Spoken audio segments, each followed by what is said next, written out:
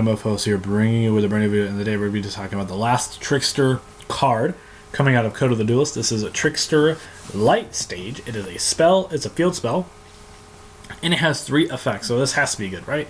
The first effect is when this card is activated, you can add 1 Trickster monster from your deck to your hand. So it searches out Kadena, and that card can search out this card, and that card can search out, and this card can search out Kadena, and this card can, and then Kadena can search out what's it called? What's her face? Holy Angel.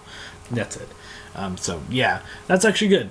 And the second effect is once per turn, you can target 1 set card your opponent in your opponent's spell and trap card zone while this card is face up on the field.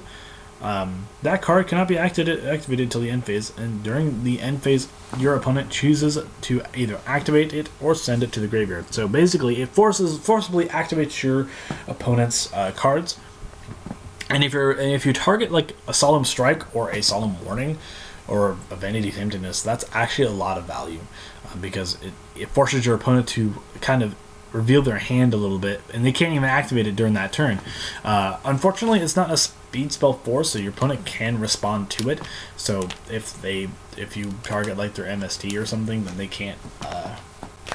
Then they can still respond to it, but negating your opponent's basically destroying your opponent's solemn warning or solemn strike is really good. But that's very specific, but it's still really good if that's what it does. And if you target your opponent's Vanity's Emptiness, then that's good too, I think, because it forcibly activates it. Therefore, it might actually give you the chance to respond to it. Then the third effect is each time you're a Trickster monster you control inflicts battle damage to your opponent, inflict 200 more damage to your opponent. So it's a burn-based archetype. I'm not sure if the burn damage is significant enough to make an FTK out of, but it will probably whittle your opponent quick enough for these cards to eventually kill your opponent. So it's definitely a decent effect in that aspect. So yeah, I think the first 2 effects are really good, and the third effect is kind of just okay, and it's kind of just there to give the archetype a little bit more synergy with Holy Angel.